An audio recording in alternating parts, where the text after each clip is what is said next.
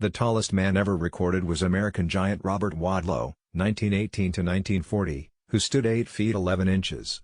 Wadlow's size was the result of abnormally enlarged pituitary gland.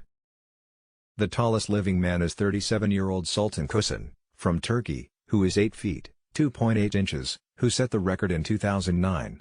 His growth is also due to a pituitary issue. The oldest person ever to have lived, whose age could be authenticated, a French woman named Jeanne Louise Calment, was 122 years old when she died in 1997.